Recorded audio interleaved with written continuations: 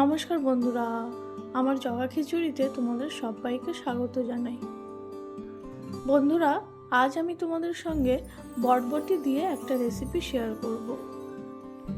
আমরা প্রায় সবাই এই বটবটি সবজিটাকে হয় ভাজা না হলে পাঁচমিশালি তরকারিতে দিয়ে খেয়ে থাকি, কিন্তু আজ আমি তোমাদের সঙ্গে বটবটি দিয়ে দারুণ স্বাদের একটা রেসিপি শেয়ার করব।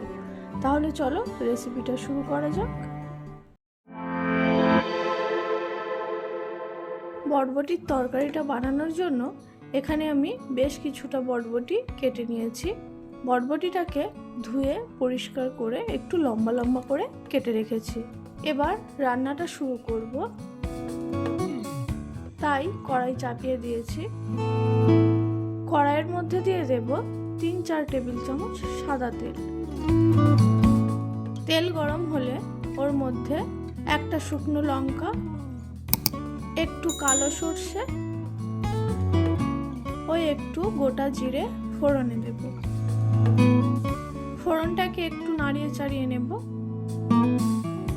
এবার ওর মধ্যে দিয়ে দেব কুচিয়ে রাখা পেঁয়াজ। পেঁয়াজটাকে খুব ছোট ছোট করে কুচিয়ে নিতে হবে। পেঁয়াজটাকেও কিছুক্ষণ নাড়িয়ে চাড়িয়ে নেব। লক্ষ্য রাখতে হবে পেঁয়াজটা যেন খুব বেশি ভাজা না হয়ে যায়। তো পেঁয়াজটা যখন এরকম নরম হয়ে যাবে তখন ওর মধ্যে দিয়ে দেব রসুন বাটা ও আদা বাটা। রসুন আর আদাটা দেওয়ার পর আরো কিছুক্ষণ ভেজে নেব, যাতে রসুন ও আদার কাঁচা গন্ধটা বেরিয়ে যায়।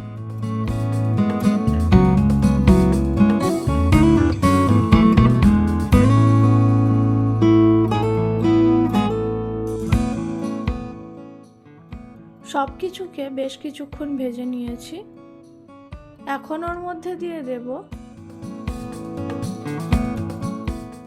পরিমাণ মতো নুন, হলুদ গুঁড়ো, লঙ্কা গুঁড়ো, কাশ্মীরি লঙ্কা গুঁড়ো ও ধনে গুঁড়ো। তার সাথে দিয়ে দেব সামান্য একটু জল। সমস্ত শুকনো উপকরণগুলোকে দেওয়ার পর আরো কিছুক্ষণ মশলাটাকে কষিয়ে নেব।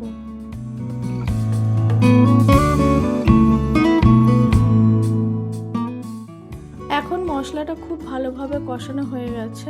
কেটে রাখা বটবটিগুলোকে ওর মধ্যে তুলে দেব।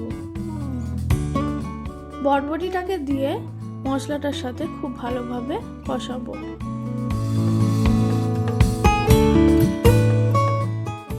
কিছুক্ষণ কষানোর পর ওর মধ্যে দিয়ে দেব ফেটিয়ে রাখা টক দই,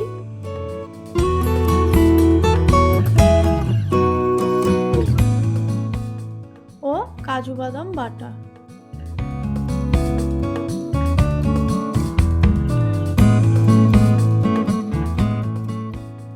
টক দই ও কাজু বাদাম বাটাটা দেওয়ার পর মশলাটাকে বটবটির সাথে আরো কিছুক্ষণ কষাবো, যতক্ষণ না তেলটা ছেড়ে দিচ্ছে।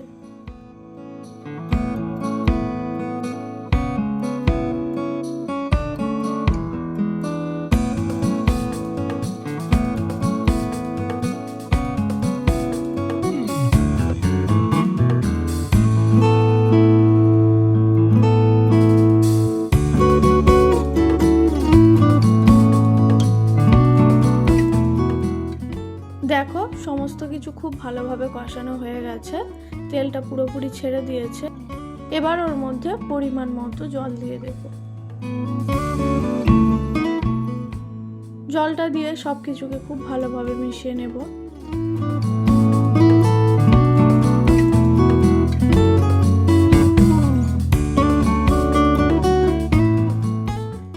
ঝোলটা ফুটে উঠলে ওর মধ্যে দিয়ে দেব স্বাদের জন্য চিনি ও গরম মশলা গুঁড়ো।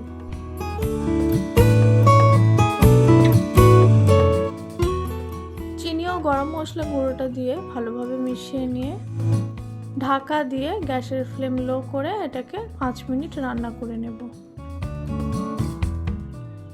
5 মিনিট পর ঢাকনাটা খুললাম। দেখো গ্রেভিটা কতটা সুন্দর হয়েছে, আর বটবটিগুলো খুব ভালোভাবে নরম হয়ে গেছে। একবার সব কিছুকে খুব ভালোভাবে নাড়িয়ে চাড়িয়ে মিশিয়ে নেব। এখন তরকারিটা একদম রেডি। চলো এটাকে একটা পাত্রে উঠিয়ে নিই। তো বন্ধুরা, তোমরা দেখেই নিলে যে বটবটি দিয়েও এরকম সুন্দর একটা রেসিপি তৈরি করা যায়। তোমরা বাড়িতে অবশ্যই একবার এই রান্নাটা করে দেখো, আশা করছি তোমাদের ভালো লাগবে। এটা রুটি পরোটার সাথে খেতে কিন্তু খুব ভালো লাগে। তাহলে বন্ধুরা, আমার আজকের এই বটবটির রেসিপিটা তোমাদের কেমন লাগলো অবশ্যই কমেন্ট করে জানিও। আর আমার ভিডিওগুলো যদি তোমাদের ভালো লাগে তাহলে একটা লাইক করে দিও, আমার চ্যানেলটিকে সাবস্ক্রাইব করে দিও।